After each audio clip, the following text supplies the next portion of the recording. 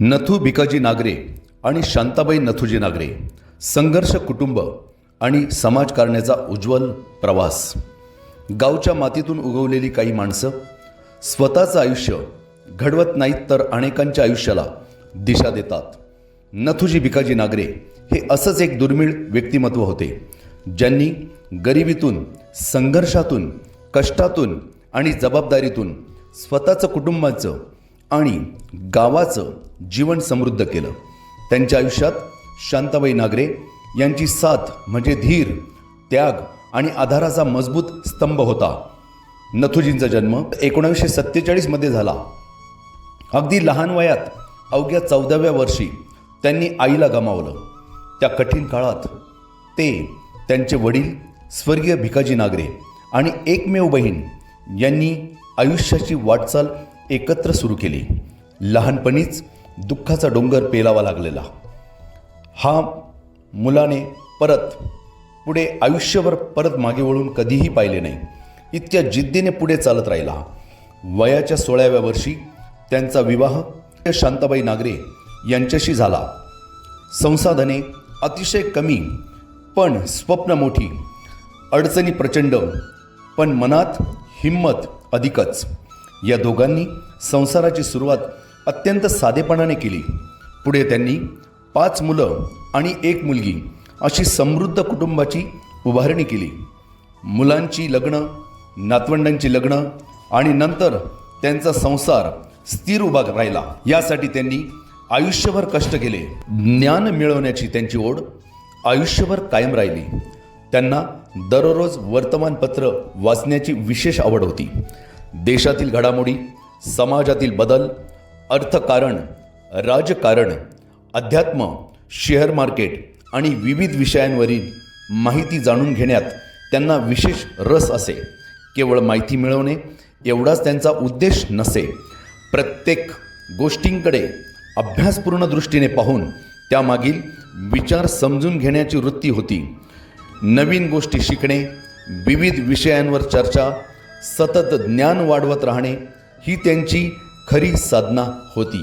त्यांच्या व्यक्तिमत्वातील आणखी एक मोठा गुण म्हणजे इतरांना उभे करण्याची त्यांची वृत्ती.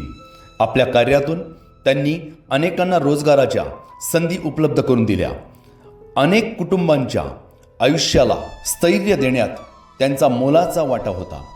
गरजू व्यक्तींना काम देणे, त्यांना आधार देणे आणि त्यांच्या प्रगतीस प्रोत्साहन देणे हे नेहमी आपले कर्तव्य मानत असत. त्यामुळेच समाजातील लोक त्यांना आदराने आणि आपुलकेने तात्या या नावाने विशेष हाक मारत असत. त्यांच्या नावातच लोकांचा विश्वास, प्रेम आणि सन्मान दडलेला होता. शास्त्रीय संगीताविषयी त्यांना अत्यंत गाढ प्रेम आणि सखोल ज्ञान होते. संगीताकडे त्यांनी केवळ एक कला म्हणून पाहिले नाही, तर ती एक साधना आणि आत्मिक शांततेचा मार्ग मानला. सूर, लय, ताल आणि सूक्ष्म जाण यामुळे त्यांच्या व्यक्तिमत्वास एक वेगळीच कलाटणी दिसते. हार्मोनियम वादनात त्यांचे प्रभुत्व विलक्षण होते.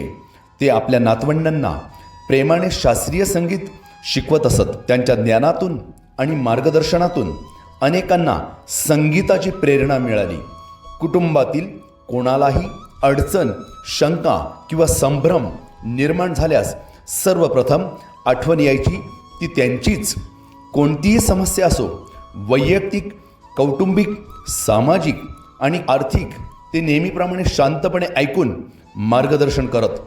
त्यांचे व्यक्तिमत्व अनेकांसाठी भगवान श्रीकृष्णासारखे मार्गदर्शक होते. जसे श्रीकृष्णांनी अर्जुनाला कुरुक्षेत्रावर योग्य दिशा दाखवली, तसेच त्यांनी अनेकांना जीवनातील कठीण प्रसंगात मार्गदर्शन केले. ते अनेकांसाठी वकिलासारखे, तर्कशुद्ध सल्लागारासारखे विचारशील आणि गुरुप्रमाणे मार्गदर्शक होते. नथूजींचे आयुष्य म्हणजे केवळ संघर्षाची कहाणी नव्हे, तर जबाबदारी पेलण्याची शाळा होती. शांताबाई नागरे या केवळ पत्नी नव्हत्या, त्या नथूजींच्या आयुष्याच्या प्रवासातील शांत, सुसंस्कृत आणि आधार देणाऱ्या सहप्रवासी होत्या. शांताबाईंची साथ ही त्यांच्या आयुष्याची खरी ताकद होती. घरातील प्रत्येक संकटात, प्रत्येक निर्णयात आणि प्रत्येक संघर्षात त्यांची उपस्थिती महत्त्वाची होती. नथूजी आणि शांताबाई यांनी मिळून घराला केवळ घर न ठेवता एक संस्कारमय कुटुंब बनवलं. त्यांच्या जाण्यानंतर नथुजींच्या आयुष्यात मोठी पोकळी निर्माण झाली. कारण अशा सहचारणीचं अस्तित्व हे आयुष्याला स्थिर ठेवणारं असतं. नथुजी फक्त कुटुंबासाठी मर्यादित न राहता गावाच्या राजकारणात आणि समाजकारणातही अग्रेसर राहिले. ते 21व्या वर्षी सरपंच पद त्यांनी भूषविले.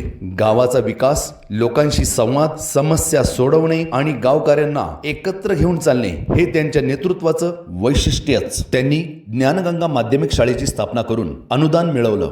गावातील सोसायटीचे चेअरमन म्हणून अनेक वर्ष कामं पाहिले आणि विविध सहकारी कार्यांमध्ये पुढाकार घेतला. लासलगाव कृषी उत्पन्न बाजार समिती संचालक, लासलगाव मर्चंट बँक उपाध्यक्ष आणि स्थानिक संस्थांमध्ये सक्रिय भूमिका घेत गावाला आर्थिक सामाजिक स्थैर्य देण्याचा प्रयत्न केला. त्यामुळे लोकांमध्ये त्यांच्याबद्दल विश्वास निर्माण झाला. कारण ते फक्त बोलत नसत, ते कृतीतून नेतृत्व करत असत. शेती व्यवसाय त्यांच्या जीवनाचा मुख्य आधार होता. पण त्यांनी शेतीला केवळ पारंपरिक मर्यादेपर्यंत ठेवले नाही. त्यांनी आधुनिक विचार स्वीकारले आणि मेहनतीला तंत्रज्ञानाची जोड दिली. त्यांनी फक्त स्वतःच्या कुटुंबाचा विचार केला नाही, तर इतर शेतकऱ्यांनाही मदत केली. शेतमाल नेणे, खर्च वाचविणे, अडचणी सोडविणे आणि गावकऱ्यांना व्यवसायात साथ देणे हे त्यांच्या स्वभावातच होते. त्यांच्या या वागण्यातून गावात एक वेगळाच आदर निर्माण झाला. शांताबाईंचं निधन नथुजींच्या 6 महिने आधी झालं. हा काळ कुटुंबासाठी अत्यंत वेदनादायक होता. कारण आधी आजींचं जाणं आणि मग आजोबांची प्रकृती ढासळणे ही दोन्ही दुःख एका मागोमाग एक कोसळली. जणू 2 आधारस्तंभांनी एका मागोमाग निरोप घेतला. पण तरी सुद्धा आयुष्याने दिलेला संस्कार आणि उभं केलेलं कुटुंब आजही टिकून आहे. नथुजी भिकाजी नागरे आणि शांताबाई नागरे यांचा प्रवास म्हणजे कष्ट, संस्कार, नेतृत्व आणि कुटुंब प्रेम यांचा संगम आहे. त्यांनी घराला स्थैर्य दिलं, मुलांना दिशा दिली, नातवंडांना माया दिली आणि गावाला विकासाचा मार्ग दाखवला. त्यांची ओळख केवळ सरपंच, अध्यक्ष किंवा व्यावसायिक अशी नाही, ती एका प्रेमळ आजोबांची, कर्तबगार आई वडिलांची आणि गावासाठी झिजलेल्या नेतृत्वाची आहे. नथुजींचं आयुष्य म्हणजे फक्त घर चालवणं नव्हे, तर घराला उभं करणं होतं. कुटुंबातील प्रत्येकाला स्वतःच्या पायावर उभं करणं, कार्याची त्यांची जिद्द विलक्षण होती. मुलांनी शिकावं, व्यवसाय करावा, आपापल्या पायावर उभं राहावं ही त्यांची मनापासूनची इच्छा होती. नातवंडांसाठी तर ते प्रेमळ आजोबा होतेच, पण त्यांच्यासाठी ते जणू शिस्त, प्रेरणा आणि संस्कार यांचा जिवंत स्रोत होता. पण अशा माणसांचं आयुष्य संपत नाही. ते स्मृतींमध्ये, संस्कारांमध्ये आणि पुढच्या पिढ्यांच्या वागण्यात जिवंत असतात. नथुजी आणि शांताबाई नागरे यांनी जगण्याचा, कुटुंब जपण्याचा आणि माणुसकीने जगण्याचा जो मार्ग दाखवला, तोच त्यांचा खरा वारसा आहे. त्यांची आठवण ही फक्त स्मृती नव्हे, तर पुढच्या पिढ्यांसाठी प्रेरणा असणार आहे.